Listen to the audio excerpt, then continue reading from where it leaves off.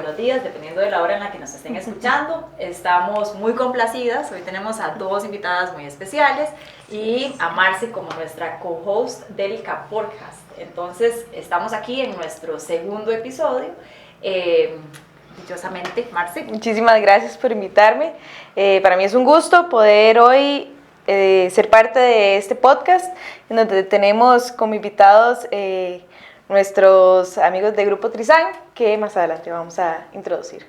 Bueno, y es que nos acompañan Evelyn Espinar, que sin duda estoy segura que muchos la conocen. También hoy se nos une Melissa Quesada, que también es parte del Grupo Trizan, pero quizás cuéntenos ustedes, quizás empezás vos, Evelyn, desde CP, Ciencias Pecuarias, cómo está integrado el grupo y cómo se relaciona con la parte que dirige Melissa. Ok, bueno, buenas tardes, buenos días.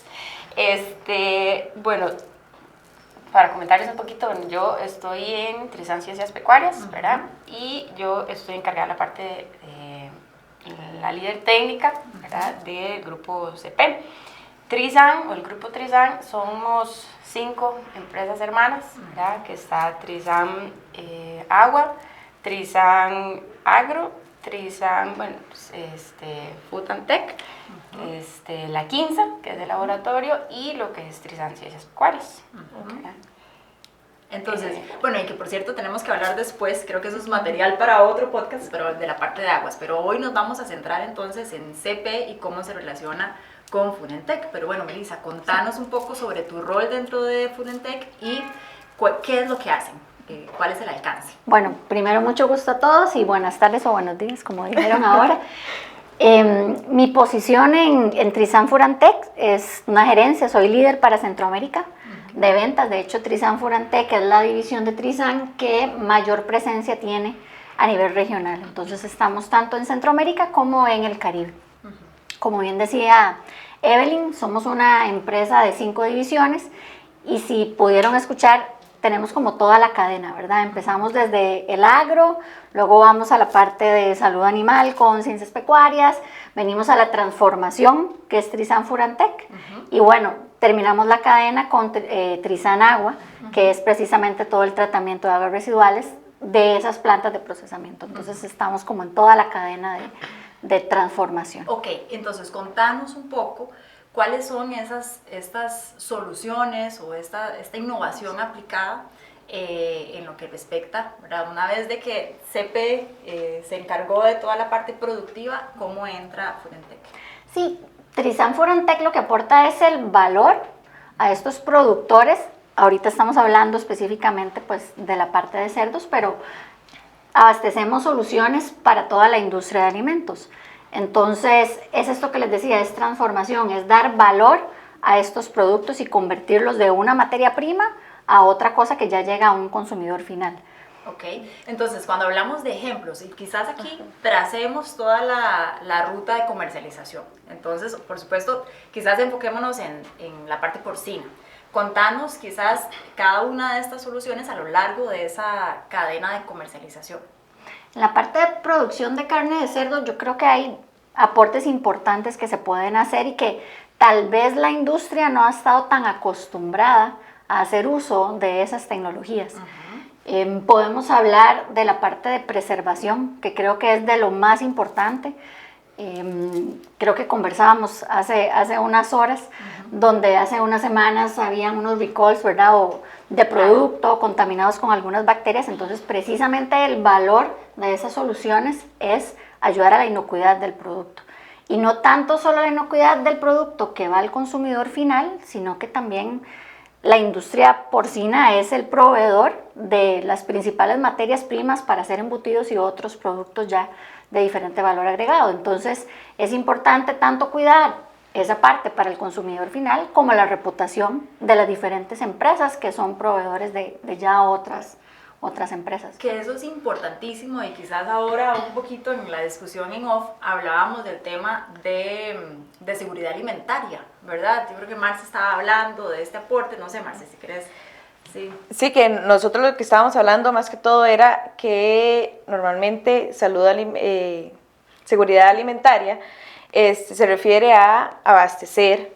Exacto. La cadena, que es más que todo lo que hace la parte de CP Trizan, pero viene a complementar la parte de inocuidad, ¿es así? Sí, muchas veces como que se confunde el término, tal vez por utilizar términos que vienen del inglés, y donde se hace la traducción, a veces hablamos de seguridad alimentaria como inocuidad, ¿verdad? Que es que el producto no dañe al consumidor final, tanto en la parte microbiológica o que no tenga un peligro físico, ¿verdad? Algo que te vayas a comer y te tragaste una astilla de madera o algo, o también químico, que esté contaminado con algún químico, eso es inocuidad.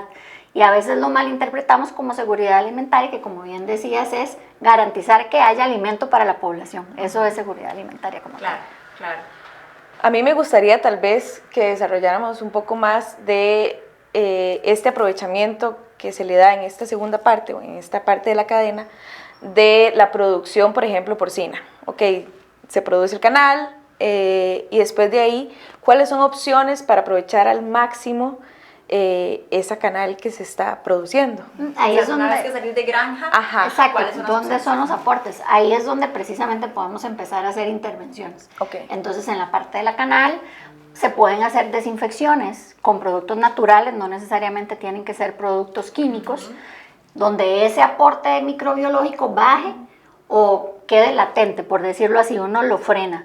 Hablamos de productos bactericidas que matan o bacteriostáticos, que dejan latentes ahí las bacterias y no permiten que se desarrollen a través del ¿Tenés tiempo. data de cuánto alarga La vida útil. la vida útil? Que eso es ¿verdad? Eso es un punto importantísimo y muchas veces sabemos que son contados los días, pero bueno, ¿cómo lo alarga? O sea, depende mucho de las condiciones, claro, ¿verdad? Entonces no es lo mismo que apliques una solución en una industria donde tienen buenos controles de inocuidad físicos por las condiciones de la planta, por el manejo que hace el personal del producto, inclusive viene desde la crianza de los animales, o bueno, Evelyn me corregirá, ¿verdad? Porque esa parte de producción animal yo no la conozco bien, pero desde ahí viene el control de la carga microbiológica en los animales, en el matadero, cómo se hacen los procesos.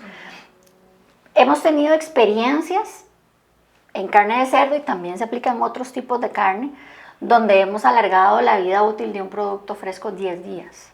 súper. ¿Verdad? Son soluciones tal ¿Cuál vez... es sin la solución aplicada, cuál es la vida útil que manejan? Yo he escuchado 5 días. 5 o 6 días, exacto. Okay. Y depende también del tipo de carne, como les digo, y del manejo. Ajá. Sí, pero hemos logrado obtener productos de 15 días.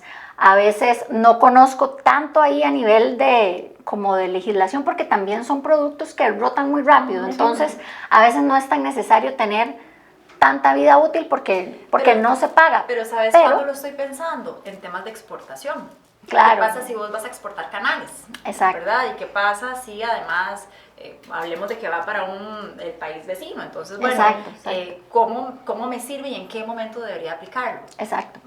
Bueno, ahí, desde que hacemos esa intervención en la canal, puede ir una primera aplicación. Dependiendo del proceso, dependiendo de la vida útil, hay productores que podrían aplicar o hacer intervenciones en etapas más adelante. Por ejemplo, ya cuando hacen los diferentes cortes. Entonces puedes aplicar en los cortes. Definido. Es que puedes hacer intervenciones en diferentes puntos de la cadena. ¿Verdad? La idea no es tener un exceso de intervenciones, pero hay situaciones donde solamente la desinfección de la canal tal vez no funciona porque luego haces los cortes y cuando manipulas la carne introducís el riesgo de la bacteria, ¿verdad? Va a depender de la línea que lleve. Eso siempre va a pasar, ¿verdad? Entonces, si ya estás troceando la carne, va a ser más susceptible todavía a que haya un crecimiento bacteriano. Ahí podrías hacer una segunda aplicación. O, dependiendo de cómo se haga la matanza, tal vez no se hace una aplicación en la canal, sino que se hace ya cuando se hacen los diferentes cortes. A mí me gustaría saber qué momentos de esa primera parte de producción, tal vez en donde Evelyn tiene más expertise o más presencia, pueden ser determinantes para que esta segunda parte de inocuidad se lleve a cabo. No sé si Evelyn nos puede contar, digamos, como normalmente en qué momento se puede hacer esas intervenciones o ese seguimiento de inocuidad. A nivel de producción, hablar de inocuidad, digamos, a nosotros nos toca, digamos, por ejemplo, hablar del tema de antibióticos, ¿verdad? Velar que no haya residuos y a partir de ahí, digamos, es decir, bueno, nuestros cerdos tienen que cumplir un retiro de medicamentos, ¿verdad? Para asegurarnos que lleguen. Otros manejos que hay es por ejemplo, los ayunos, ¿verdad? Cuando los animales van a ir a rastro deben ser ayunados, ¿verdad? No solo por tema de bienestar animal, ¿verdad? Por transporte y demás, y de después en condición en canal, sino porque cuando los animales están siendo faenados llenos, hay más riesgo de que cuando se visceran rompan el estómago y entonces todo ese contenido que sale hace que se tenga de que decomisar ya sea o toda la canal o áreas, ¿verdad? de la canal. Entonces, todo lo que tiene que ver con estómago y a nivel intestinal, digamos, es decomiso fijo, que es parte, digamos, como del control que tienen ya en rastro, ¿verdad? Que es, digamos, como la cadena intermedio, ¿verdad? Exacto. Entonces, sí, ellos tienen que trabajar esa parte, digamos, que ya es entre granja, ¿verdad? La parte de manejo, y rastro, cómo lo controlan, ¿verdad? Cómo hacen la corrección, digamos, en el momento. Y ya de ahí, pues, entonces pasan, a productos, ¿verdad? Para asegurar ya un poco más esa parte de inocuidad. Ahora que hablabas de antibióticos, bueno, esto es algo reciente, de hecho con la visita de un proveedor hace un par de semanas, no lo conocía. Existen unas metodologías rápidas para detección de antibióticos ya en la carne. Entonces, no sé, yo la verdad no conozco. Creemos que aquí no se utiliza, son pruebas como las que utilizamos para detectar antibióticos en leche, por ejemplo, pero en carne, y entender también si es de valor, ¿verdad? Porque ahora que están exportando, bueno, yo sé que están exportando a China, entonces no sé qué parámetros a nivel de ese tipo de contaminantes, por decirlo así, les piden, pero bueno, existen esas tecnologías donde el mismo productor puede hacer una detección de antibióticos no se nos acaba el tiempo, en la carne. Hay un visitante que nos puso sonido bien.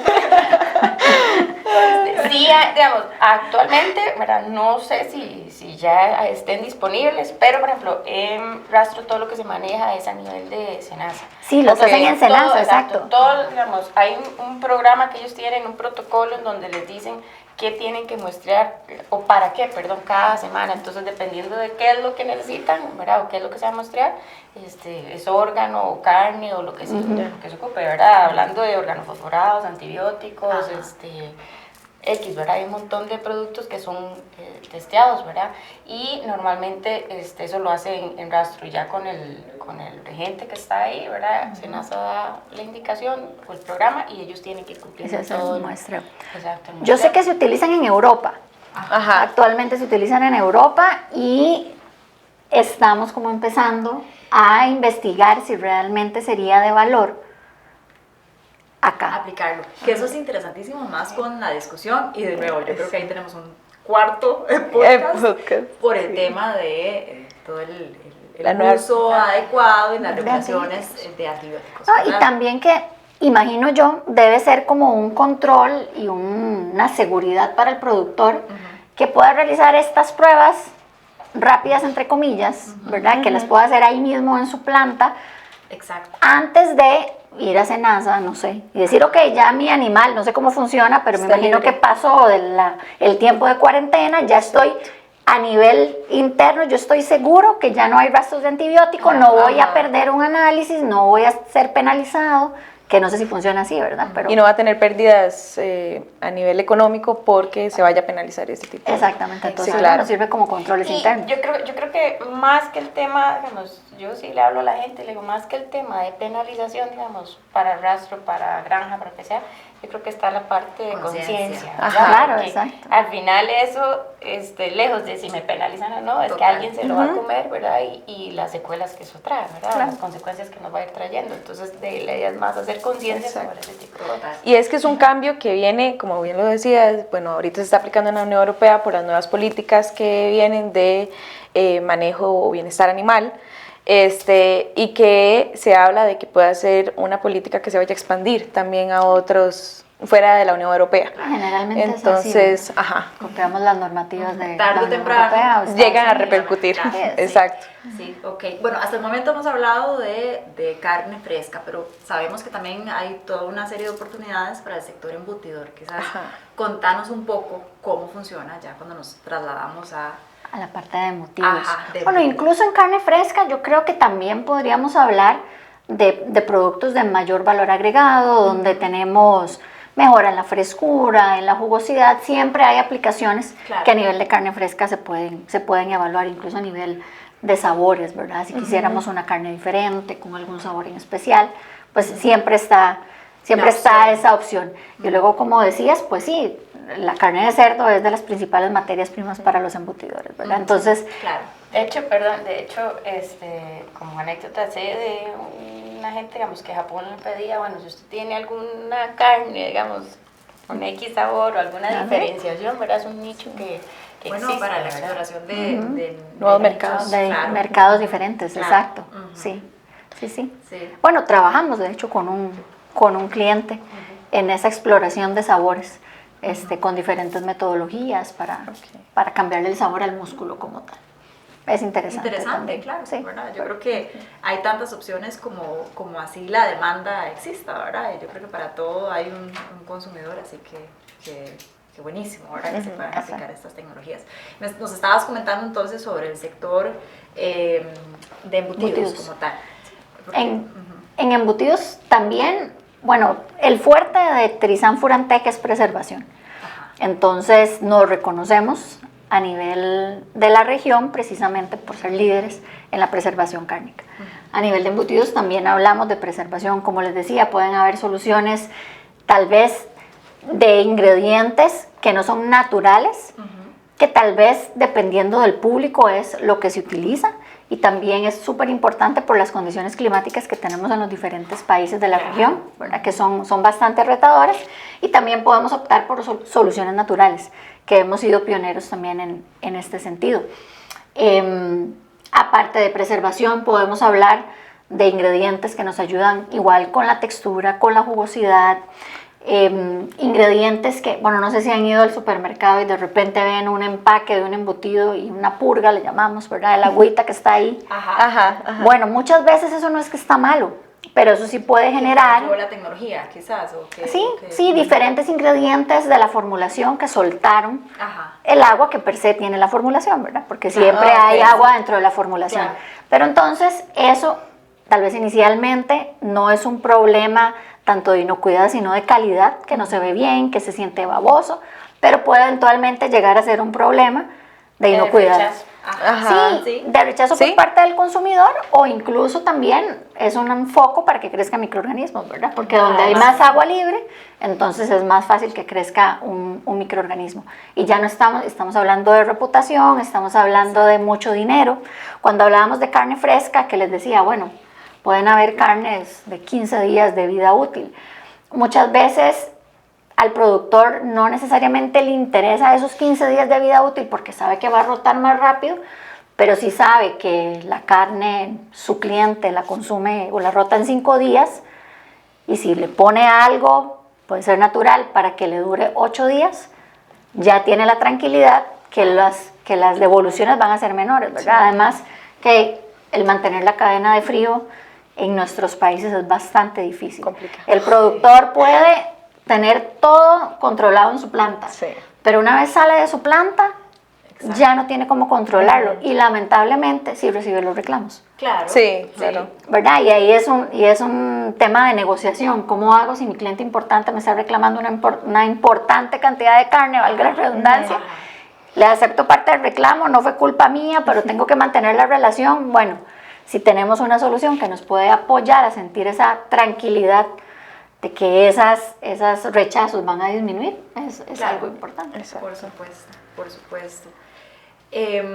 ¿Ibas a decir algo más? Sí, a mí me parece como muy curioso e importante esta parte de siempre tratar de aprovechar lo máximo de la canal. Entonces, me gusta la idea de que a la par de la inocuidad también está el poder, por medio del embutido y demás, aprovechar al máximo la canal o el trabajo que se hace en la primera parte. Claro, ¿no? Y todos los subproductos, me imagino yo, que hay de ese canal, ¿verdad? Donde tal vez no nos hemos enfocado tanto en desarrollo de productos alternos.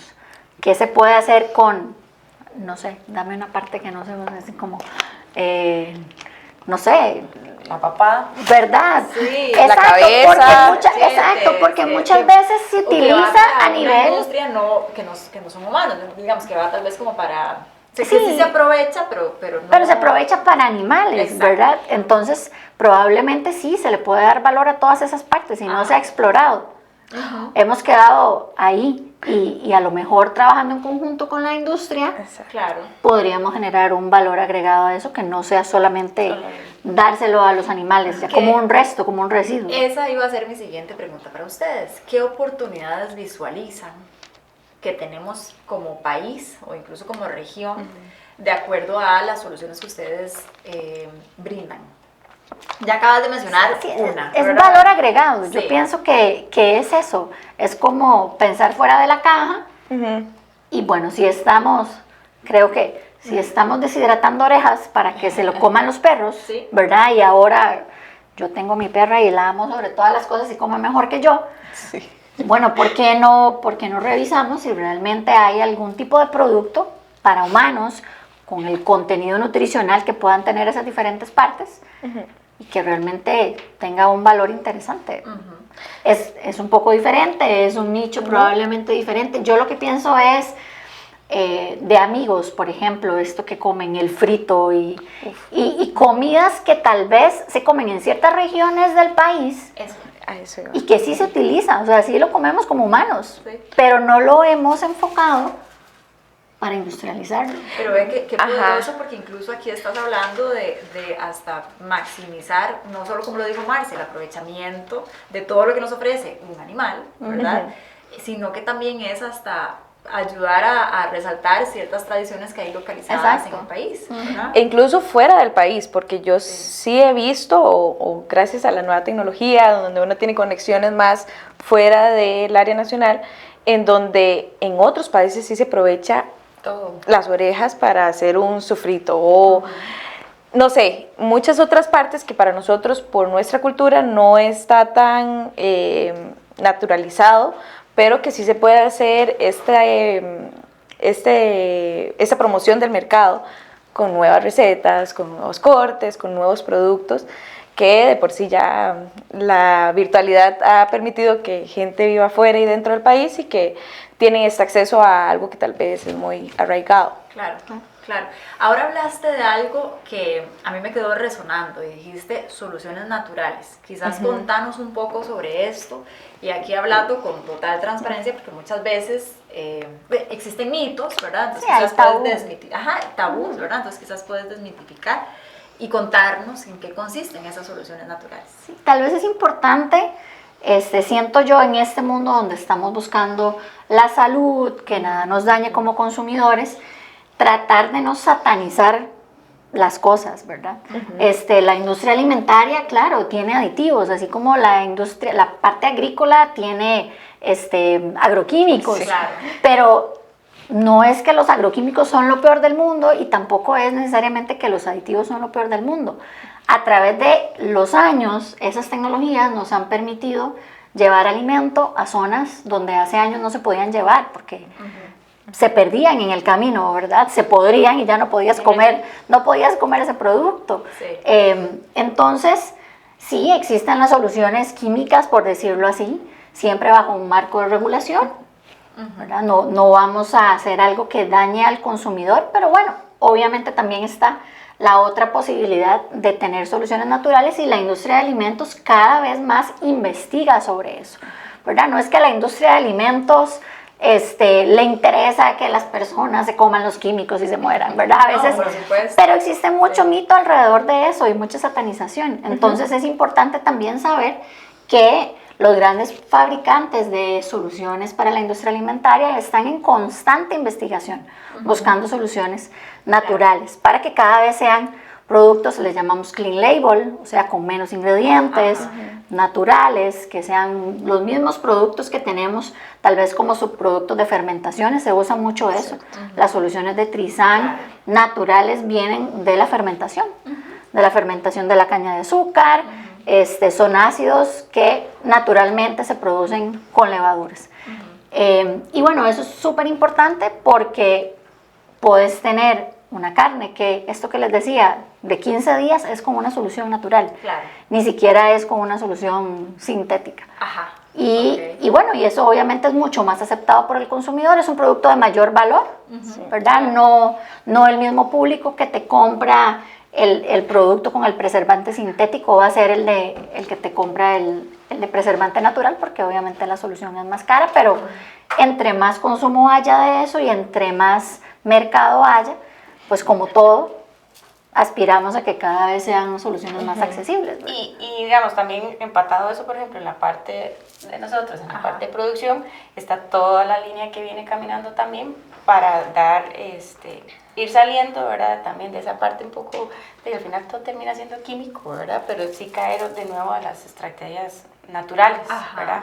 Ácidos orgánicos, ¿verdad? Claro. Un montón de una serie de elementos que nos permiten ir, ¿verdad? Prescindiendo cada vez menos del tema de los antibióticos, ¿verdad? Que es como el punto negro, ¿verdad? Que ahorita tenemos. Entonces también, digamos, en la parte de producción viene caminando el trabajar estrategias para que nosotros podamos alcanzar cerdos, ¿verdad? O kilos a mercado, ¿verdad? Claro. De mejor calidad, más cantidad, ¿verdad? Y que ya después, digamos, se los trasladamos a la parte de la industria. Y yo me imagino, no sé si estoy diciendo alguna tontera, pero así como funciona en la salud humana, donde trabajamos con probióticos, tomamos vinagre de manzana para que ayude también al intestino, pues imagino que también ya en esa parte de salud animal y de crianza. Exacto, y de hecho, digamos, a nivel de organismos, el cerdo es el que más se parece. A eso iba yo, ajá. Hay muchas líneas, ¿verdad?, que van enfocadas en eso, ¿verdad? La única diferencia es que los tenemos, ¿verdad? Estamos en poblaciones y trabajando en poblaciones, entonces los manejos siempre son un poco diferentes. Pero sí, digamos, ya todos exactamente trabajando en esas líneas, ¿verdad? Ya ahora, antes hablar de productos naturales era costosísimo, ¿verdad? Y no, la gente seguía manteniendo el tema de los antibióticos, ahora no. Ahora ya hay muchas alternativas que nos permiten ir haciendo esos cambios y logrando, digamos, que nos llegue un producto, ¿verdad? Al plato de las personas, ¿verdad? Todavía más inocuo, ¿verdad? Más libre de todo un montón de productos que antes se utilizaban. Y yo creo que en el análisis todos esos factores son importantes de considerar. Va a aumentar mi mercado, se van a reducir mis pérdidas por las devoluciones. Al final, de los clientes nuestros que utilizan soluciones naturales, actualmente no en el mercado de carne de cerdo, pero sí en otros tipos de carne, hacen el análisis y se dan cuenta que aunque la solución por kilo es más cara, realmente se paga. Que no sé si tenés números al respecto, porcentajes, no números, pero tenés como esa compensación. Como ese estimado. Ajá. Híjole, no.